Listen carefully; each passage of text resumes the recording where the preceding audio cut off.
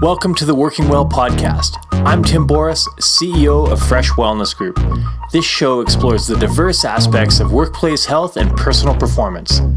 On the Working Well podcast, we dive into the foundations of what makes wellness work in workplaces around the world. We connect with corporate leaders, executives, and industry experts who are helping make life more awesome at work and home. Join us to learn workplace wellness best practices, personal performance tips, and access resources to jumpstart your personal and corporate programs. Welcome everyone to the Working Well podcast. Today, I'm here with Shannon Hughes. Now, Shannon's got an interesting background, and I'll talk about that in a second. I'll read a little intro for her. Shannon is committed to helping organizations protect their most valuable asset, their employees. After graduating from the University of Alberta with a criminology degree, a series of unexpected life events led Shannon to the insurance industry and to work at a major national carrier. In 2012, she moved to the consulting side of the business, where she focused on retirement savings plans and employee benefits.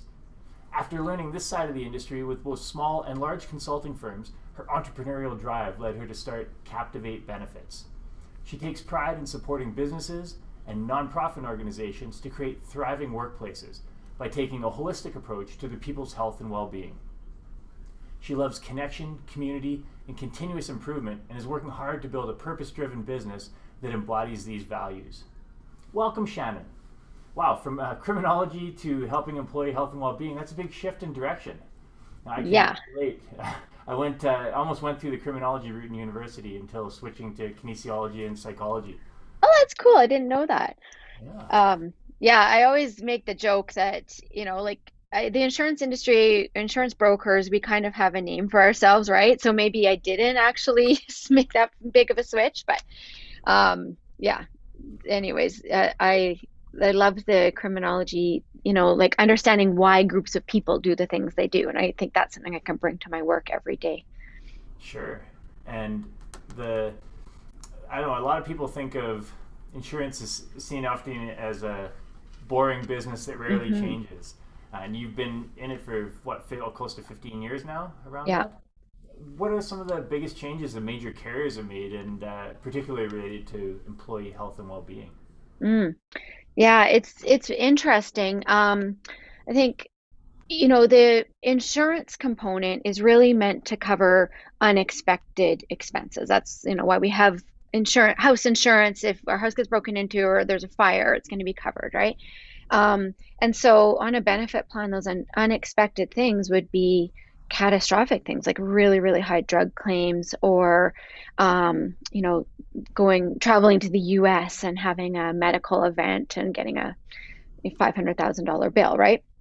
But the benefit plans have kind of shifted over the years to cover things that aren't unexpected and that are more like predictable expenses, like the paramedical practitioners, like your massage and your chiropractor and things like that, and even the vision care. So it's shifted because the insurance element has almost been removed, and in a lot of ways, employers are paying for employees to have some, proactive ways to take care of their health, but there's a big price tag attached with it. So it's been an interesting conversation for organizations to have to decide, what are their values and what can they afford to pay for employees. So that's been a big shift I've seen in the industry. Yeah, and that's something that we work with our clients on, to understand maybe some of the upfront costs that'll come with wellness programs, because when we're talking about wellness, there is sometimes more of a front-end cost on those paramedical, yet the long-term positive impact more than pays back that expense. And that's something that I find a lot of executives, particularly on the finance side, aren't seeing as much. They just see costs going up, but they also realize that this is the way that we help people be healthier. If you're not taking care of those aches and pains, then that's the challenge. And what have you seen in terms of how companies handle that on the front end with increased use of paramedical? Well, I mean, there's a number of ways that companies can handle it, but I agree with you that, the way I wish that every company handled it was taking like a, 64,000 foot view of, like, first of all, what are our values and what are our priorities and what is the reason we even have this benefit plan? And is the coverage that we're offering employees lined up with that? And if it is, then potentially they can find ways to justify the cost, right? There's certainly cost containment strategies that organizations can put in place. Um, One trend that we've seen is moving this kind of coverage that is driving costs up, such as the paramedical practitioners, to health spending accounts, and giving each employee a set amount in their own account. That's it's tax free, but that really then the cost is predictable, and then organizations know no one's going to exceed this amount of dollars spent. But that comes with a hitch because employees attach a lot of value to those benefits that cost employers a lot of money. So it's kind of like a fine line because the intent of a benefit plan, it has a lot of intents, but one of them is to create goodwill with employees, right? So employees don't generally respond that well when those tough decisions have to be made to remove coverage, right? So, a big part of it too is education and educating employees how the benefit plans are priced and making sure that they understand that the benefit plan is intended for things that are, I don't want to say medically necessary because, like we're talking about, some of these paramedical practitioners, they're intended to proactively help active people take care of their health, right? Like, you're not going to the physiotherapist if you sit on the couch every night and watch Netflix. You're going if you are, living your best life and being active, right? Um, so yeah, I don't Yeah. know if I answered your question. I feel like I kind of talked in circles because it's not really black and white, right? Yeah. And I think, yeah, I agree. You're right that a lot of the people that are going to see physiotherapists are ones that are active. However, I find as people who are inactive, which we know is the large majority of the population, when they Mm-hmm. do start to be active, they realize that their inactivity has created a whole range of issues that they need to get dealt with. And that's a big factor that I think gets missed a lot of times when we're Mm-hmm. encouraging our employee base to be more active. We just have to look at the stats to realize how bad the situation is. Literally 2 out of every 3 people in North America are either overweight or obese, and a lot of people look south of the border. Canada's a bit different, but the stats aren't really that different. Mm-hmm. Where the difference is more on the obesity side. The overall, I think if I recall, the North American stats are about 50-50. Of those 2 out of 3, half are obese, half are overweight, but that Mm-hmm. is shifting rapidly to the obesity side. Yeah. So we're So we getting really have. extremity where people are being fit, but more people are becoming obese at the same time. We're actually decreasing the overweight section in the middle because Yeah. those who are overweight are becoming more overweight. And it's interesting to think. And when we start to look at the stats themselves, if you have a company of 1,000 people, 667 of them are Mm-hmm. probably overweight or obese. And that's astronomical in terms of the costs that are going to start to hit the company. In I think it's four out of every of the top five prevent or 4 out of the top 5 causes of death right now are preventable. When we talk about heart disease and stroke and hypertension and all these things that are Yeah. exacerbated by being unhealthy, Mm-hmm. overweight, obesity, those are major risk factors that companies have to deal with. And when we look at, like, have you seen how that's shifting in the benefit side? On the benefit side, definitely, like as far as cost drivers on the plan, prescription drugs, that that's one of the biggest new cost drivers that, talking about changes to the industry over the years. And that's largely driven by more specialty drugs coming on the market and to cover, but there are more, like you say, chronic illnesses that they're trying to treat with prescriptions, right? And so we are seeing those hit the benefit plan for sure.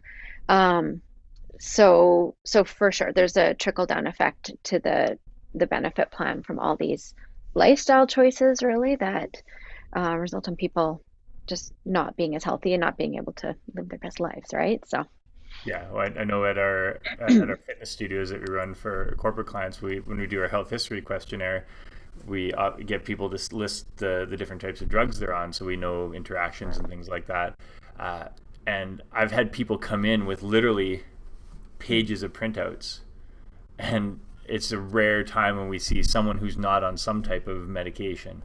yeah. And almost to the person, when after our coaches have worked with people, and we're obviously not telling them to come Hmm. off drugs, but we recommend them after they've made these lifestyle choices to talk to their doctor, and almost to the person, they're just coming off the drugs or the medication's dropping or they don't need it as much. It's not rocket science Hmm. what the solution is, but the problem is that society is not set up right now to make that change, I guess you would say. Yeah. Do you see Well, I any? can, Go ahead. Yeah, go ahead. I was just going to say, I can speak to that like from the perspective of a benefit plan. So, one thing that really adds value to a benefit plan is really understanding how it's being used, and then how we can, where are some areas at each specific organization that we can lean into with education or resources. So there's a lot of analytics that goes into the benefit plan. So for my clients, I make sure that they understand the breakdown of the health claims in at renewal. We review that, and on average, the prescription drugs are 50% of the claims that go through the health plan. And then the paramedicals are usually a quarter, and then, or actually more than a quarter. They're usually like another, you know, um, oh gosh, am I doing math fast? Not a full half, but and then there's medical services and supplies. So there's three main categories on the health coverage. But yeah, to your point, prescription drugs are generally at least 50%. And then when we are working with an organization that has older people in their demographics, then it can be as high as like 70, 80%. Um, so yeah, there's definitely room for giving people tools to let's start planting seeds to what does it look like to live a healthy life, right? Um, and I think, just anecdotally, the people that I talk to, the employees that I get to connect with, and even just my loved ones, people in my life, I feel like some of the barriers are just not knowing where to start, right? And feeling like you have to have a plan that goes from A to Z to figure out like, okay, so I want to be fit, or I want to be healthy, or I want to be thinner or lose weight or whatever. You have to have it all figured out. But I really think maybe we're overcomplicating it. Maybe it's just like planting seeds. And I mean, the way I live my life is like experimenting. I might have a goal that I'm working towards, and then just, trying one thing. So what that might look like in the workplace is not necessarily having strategies in place that are high cost, or and nowadays talking to leaders, they don't have the bandwidth for taking on initiatives to try and figure out how to support employees, right?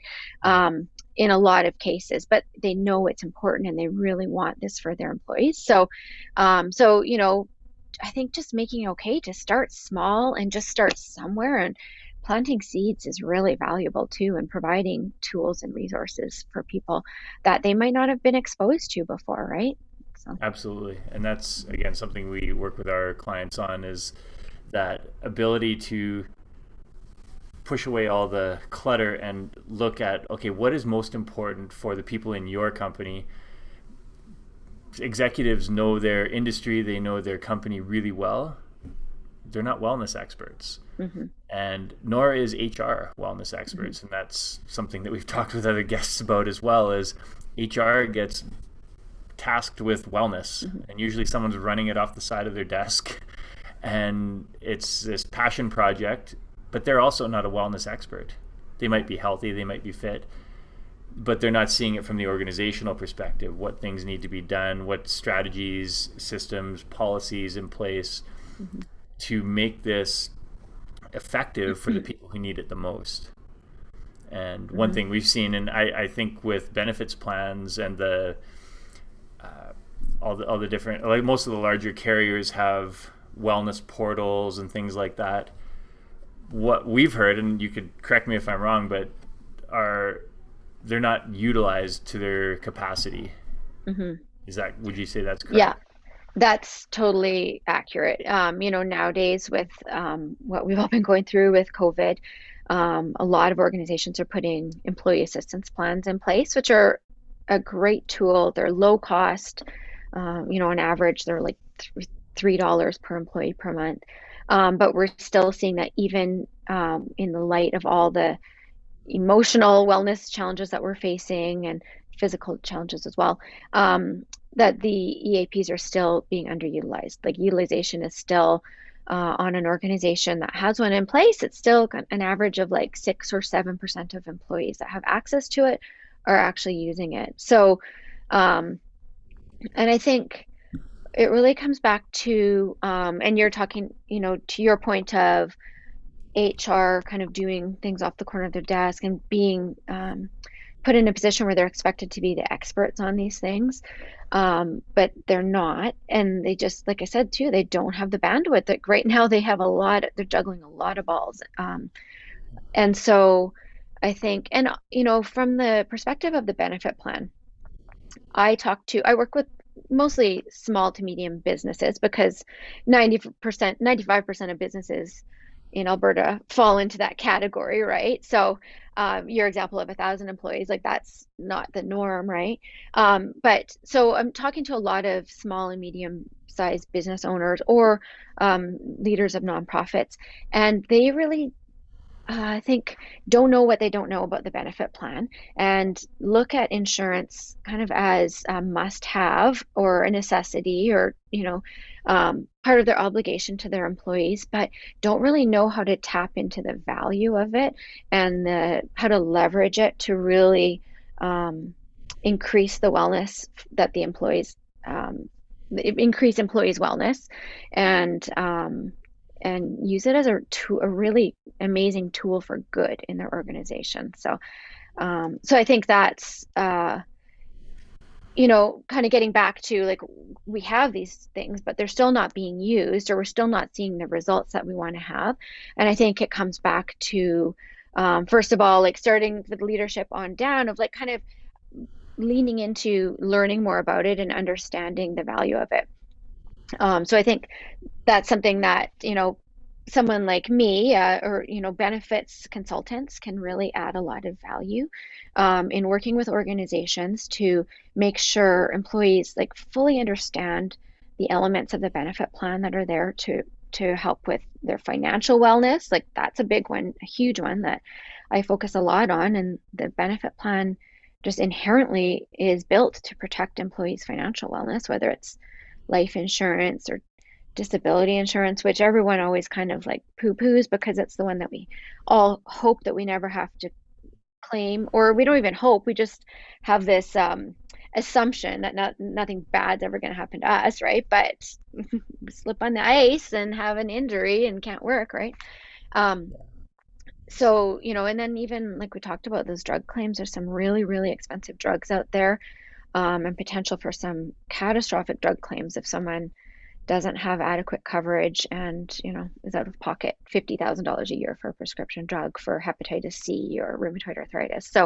Um, so there's those buckets built into the benefit plan for financial wellness, and then huge buckets built in for physical and emotional well-being as well, right? But employees often, when I talk to them, their knowledge of how the benefit plan can serve them, they're just scratching the surface, right? So I think it's really like being willing to drill down and have a good communication plan and education plan as well. Yeah, and well, COVID has definitely highlighted the fact that mental health is a massive part Mhm. of the overall health picture. Yeah. And that's, I guess, one of the silver linings of COVID is that it's shed much more light on the fact that employees are struggling, Hmm. and we we have to help them. I think it was Canadian Mental Health Association said pre-COVID it was 1 in 5 people suffered had mental health challenges, Hmm. and post-COVID it's 4 out of 5. Yeah. That's like epidemic in itself. Yeah. I Uh, Go ahead. I think that's another barrier though, because I still am talking to a lot of organizations, a lot of leaders who are saying, well, my employees seem fine. We really don't have issues. And I think so we might have less stigma amongst ourselves saying, yeah, this has been a really challenging time, or in our, our networks or our circles. But I think, um, you know, from an employer looking down on an employee perspective, like really, I think it starts with assessment. I think you had mentioned at one point about, those assessments that you do. And I think um, I've challenged a number of employers who have said that our employees are doing fine. Like they're still at work. We didn't have to discontinue benefits. And I always say, like, well, first of all, I mean, there's two sides of that coin. You don't know what's happening in their homes. You don't know if their partners or their spouses are still working. You don't know if they have children that have switched to homeschooling and they're trying to juggle, way more balls than they ever had in the air. Um, so why don't we start by doing an assessment and let's do a survey and find out like how employees really are doing, right? An anonymous survey where employees can share kind of um, where they're at and how they're feeling, about the steps that their organization has taken to support them and where they see gaps or would like more support. So I think that's always a good starting point is asking the questions, right? And doing some assessments. And this takes me a bit to a question that I ask all guests is, we've chatted a lot about wellness, but really what's your definition of wellness, particularly I workplace wellness? Yeah. Um it's for me, it really is about it, like it's not related to benefits, it's related to employees going to a workplace where they feel seen and they feel heard and they feel like it's safe to make mistakes and learn and grow, and they know that they're confident that the contribution they're making is valuable, and that they're getting honest feedback that allows them to grow. So it really, comes down to culture. But then the way that benefits would plug into that definition is, obviously starting with these assessments or asking employees and kind of finding out what they need and where they're at. That makes employees feel seen and feel heard, right? And when employees see their organizations um, really working hard to provide tools and resources that protect their physical and financial and emotional well-being, that makes them feel valued, right? And that makes that affirms to employees that they are valued members of the team. And especially, when the message from the organization is, this isn't just we have a benefit plan in place because our competitor down the street does, so we have to. So we have a benefit plan in place because we care about you and you matter to us and we want you to come to work well, right? So yeah.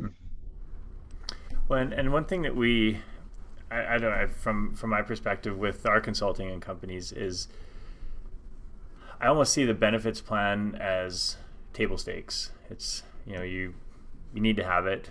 Most companies of even more than a few employees would likely have a benefits plan, but some are better than others in terms of what's offered and how Hmm. it's rolled out. But moving beyond that, in the wellness side, I find a lot of benefits plans are based around, as you said, they're originally off insurance to, you've got the short-term, long-term disability, uh, medical costs, things like that. But then Hmm. what's the preventative side, and how are companies really progressing the preventative side to help cut the costs on Hmm. the catastrophic side? And Hmm. that's something that is, I find, still a bit missing from my Hmm. perspective. And I know it's changed a lot, and you can probably speak to what the future of benefits looks like. Where do you think it's going? Hmm. Yeah. Well, before I even address that, I just kind of want to back up. But um, to your point about the preventative side, and um, I feel like actually I read this really interesting article, HBR article this week that said that one of the number one workplace trends that they're predicting, this author is predicting, is that rather than organizations taking care of an employee experience, it's really going to be way more holistic about their life experience, right? And that really resonated with me because as a benefit consultant, um, the benefit plan is kind of my way to get a foot in the door and get to talk to organizations. And for me, it's my bread and butter. But the passion is the kind of like that holistic piece of like, how do we support organizations? And actually, this morning, even with my partner, we were talking about sleep and how his sleep has evolved and how he never had a good understanding of how a lack of sleep impacted his ability um, to be productive at work and effective in, the most effective employee and parent and partner that he could be, right?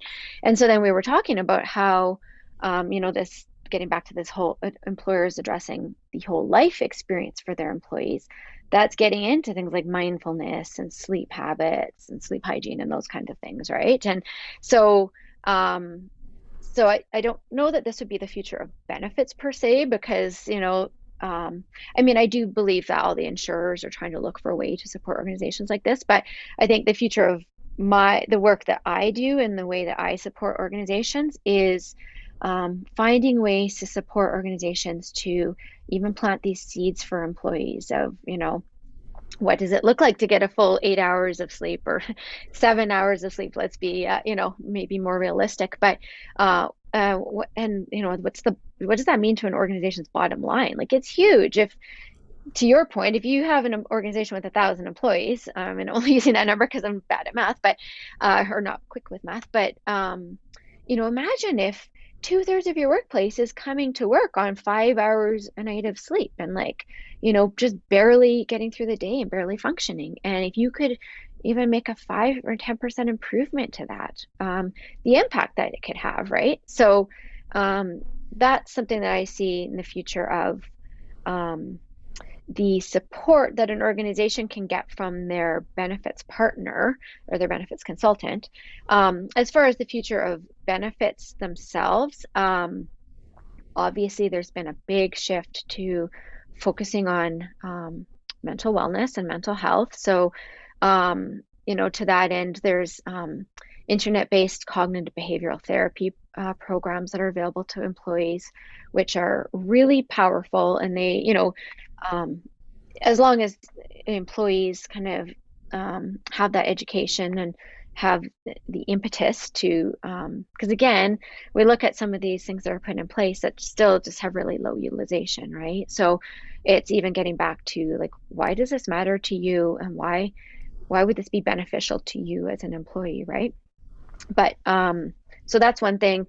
Telehealth and telemedicine, there's been a really big uptake in those kinds of benefits. It was happening slowly before the pandemic, but then the pandemic just really fast forwarded that. So people can get, same day access to medical providers virtually. So that's been huge.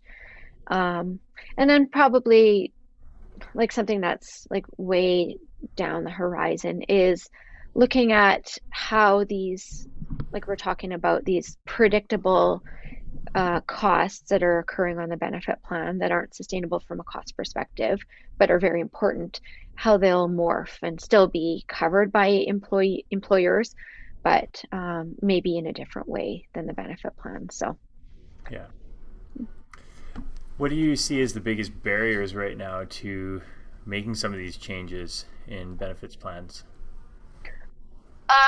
well, like I kind of alluded to already, I feel like one of the biggest barriers is starting at the employer level, just not knowing what they don't know, right? And so, like, and obviously all the things I'm talking about are related, in the benefits sphere. And I think just taking a very one-dimensional look at the benefit plan, and which is, unfortunate for a lot of reasons. Benefit plans are really expensive. In Alberta, the last study I saw on it was done by the CPHR, and I think it was in 2018. But at that time, it said that on average, Alberta employers are spending 12% of payroll on the benefit, and that includes retirement savings plan as well.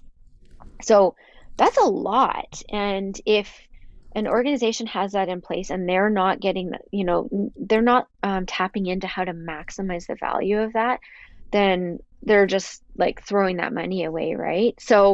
Um, so I think the biggest barrier is just reframing this conversation and for organizations to look at this a little bit different and not just like, yeah, we have a benefit plan in place and yeah, our employees have a drug card and they know that they can get their prescriptions covered, but like really drilling down and maximizing the value that they're getting from it. And so being willing to think a little bit differently about it and just be educated and be open to it. I think that's really a big barrier. And then from an employee's perspective, I feel like a big barrier to wellness is maybe just not knowing initially even how to access some of these resources and like talking about the EAP, things like that. Just anything that we can do to reduce the friction of like how to ease the access and reduce the stigma of using these kinds of proactive these benefits that will proactively help people take care of their well-being. I know you said most of your work is with small to medium sized companies. Do you see differences at certain sizes of companies on the communication of what programs are being offered? I wouldn't say it's based on size. It could potentially would be accurate to say maybe it's based on sector. But that's not entirely fair to say either or accurate. It's not like black and white, but I do work with a lot of nonprofit organizations, and I think because the people in those organizations tend to be the helpers in society, right? And they are maybe a little bit more tapped into the emotional side of things. And so a lot of those organizations, they are having conversations about their employees' emotional well-being, and versus like those conversations I was saying where I'm talking to some leaders who are saying our employees are fine, they're at work, so clearly that's the evidence that they're fine, right? When we know that's not necessarily the case, right? So yeah, I wouldn't necessarily say it's based on the size of organization. I think kind of starts with the mindset of the the people that are in leadership, right? And the things that are important to them and their values. Right. And that's excellent point that you made there about being able to ask those questions. And what other questions should company leaders, executives, business owners be asking about health, wellness, employee benefits? Mm-hmm. I think really like backing up and starting with why do we, from the perspective of benefits and retirement savings plans, why are we making this investment? Why are we spending 10 to 12% of our payroll on this? And so like really getting back to like starting with a philosophical approach, like what are the objectives that we're trying to achieve? What are the outcomes that we hope to see in our workforce because we've made these investments? And are those things happening? And then, if they're not, like how can we start measuring those things? How can we improve the outcomes? So I think, really getting away from that one-dimensional perspective of the benefit plan as just an obligation that you have to do because you have property and casualty insurance, so you also have to have health benefits, and looking at it from like kind of just taking a more philosophical approach, which I know I've talked a few times about people not having bandwidth, and I get that right now everyone's going to, people that are listening maybe say, yeah, sure, that sounds nice. But I think if you're working with a good partner who's asking meaningful questions and, can gather that information and then help you have meaningful outcomes. It's not as onerous as it sounds, but I think it is being willing to invest the time in having a good conversation at least, right? Yeah. And you make a great point that most companies aren't set up to have that expertise in-house. Mm-hmm. Some larger companies might, but for particularly the small to medium-sized companies, they don't have benefits experts, they don't have wellness experts in-house, and you don't necessarily need to hire this super employee that does it all. There are lots of providers out there like yourself, and you know, that are able to provide that expertise and when you need it. But the key is to so ask tap into that. Yeah, tap into it for sure. Hey, yeah. Excellent.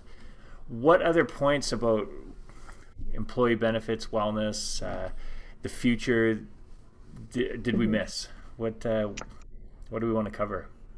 Um, Well, we covered a lot. I think one thing is, we did talk a lot about mental health, and I think financial wellness is something that we didn't really touch on, and I think it is frequently overlooked as a way that um, it's something that needs to be addressed. It causes employees a lot of stress, right? And if you have, if someone is, stressed about how they're going to pay their bills, or stressed about debt, or stressed about upcoming expenses, or stressed about retirement, it certainly does impact their effectiveness at work, right? So I think not forgetting to look at that piece and provide employees with resources. And it doesn't mean a pay raise necessarily, because often, the issue isn't that, when we look at debt loads that Canadians are carrying, the issue isn't that we're not earning enough. The issue is maybe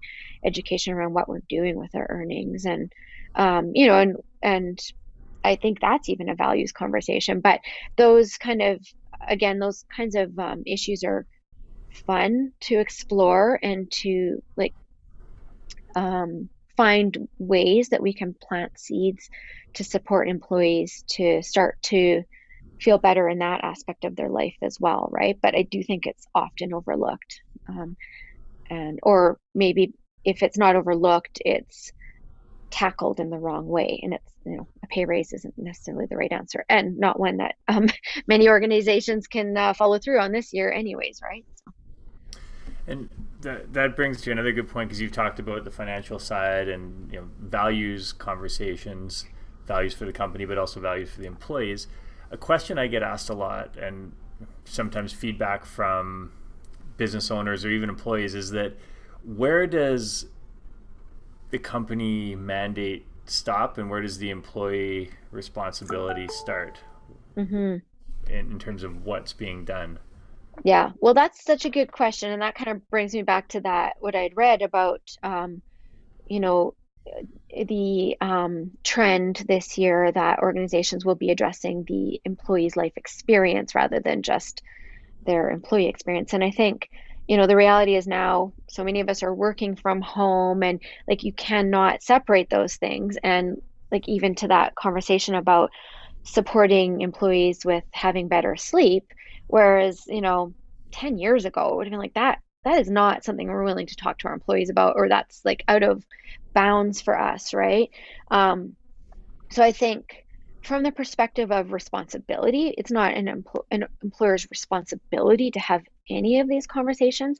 But if they want to create an organization where employees are thriving and where they're coming to work fully engaged and excited to do their job, and then as a result, the organization is achieving their goals, and it's a win-win, right? So, not necessarily a responsibility, it's not a contractual obligation, but I think workplaces that are thriving and leaders that really want to see the full potential in what their business is and their people, they will certainly lean into these kinds of things that we're talking about, right?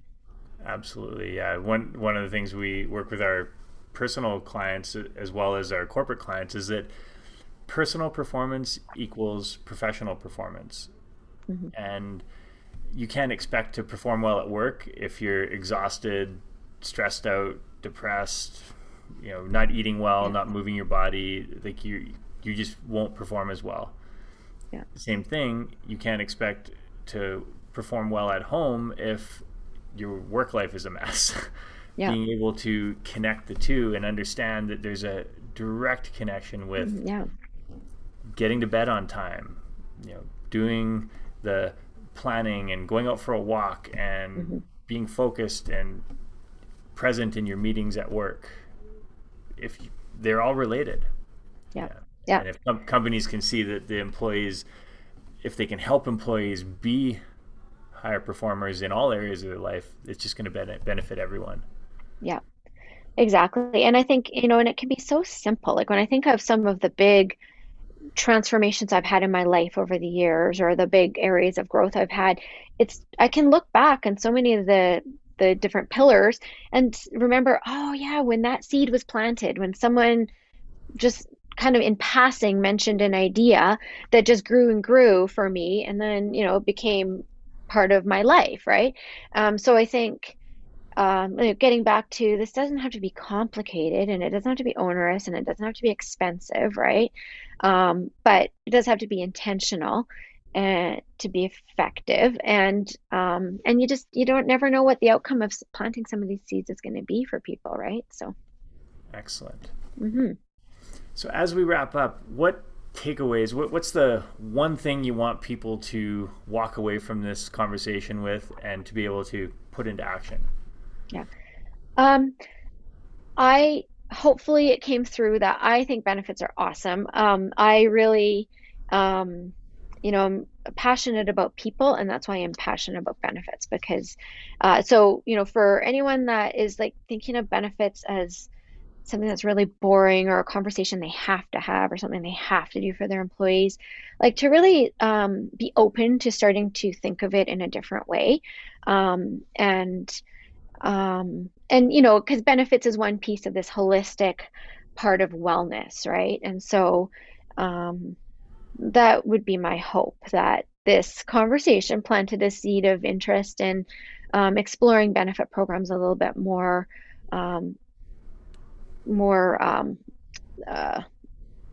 holistically. Wonderful. Now, if people want to reach out and connect with you, where can they find you? The best way is probably LinkedIn is a good source. I think if you search Shannon Hughes, I think I'd probably come up pretty quickly, but I'll post my middle name is Irene. Yeah. Okay, cool. And then my email, which you can just post in the notes for this, but it's Shannon. Those are all on your website too, captivatebenefits.com. Yes. Yeah. Yeah. So yeah, Shannon at shannonhughes.com as well. Or sorry, Shannon at captivatebenefits.com is my email, or my personal one. You can find me wherever. So. All right. I will make sure those are posted. Thank you so much, Shannon, for being on the show, and I look forward to connecting again. I'm sure we'll chat. We'll get that workshop back on track when things are going and back in person again. Awesome. And thank you again. It's been a pleasure, and we'll be in touch soon. Thanks for the opportunity, Tim. Thank you for listening to the Working Well podcast. If you enjoyed the show, don't forget to rate and review us wherever you get your podcasts. We love to hear your experiences and how you've applied tips from the show to your daily life, so please keep us posted on your progress. To stay up to date with new episode releases, make sure to subscribe to our mailing list by emailing podcast@freshgroup.ca and follow us on Instagram, Facebook, and LinkedIn. Thank you, everyone, for tuning in. And once again, I'm Tim Boris with Fresh Wellness Group. We'll see you on the next episode.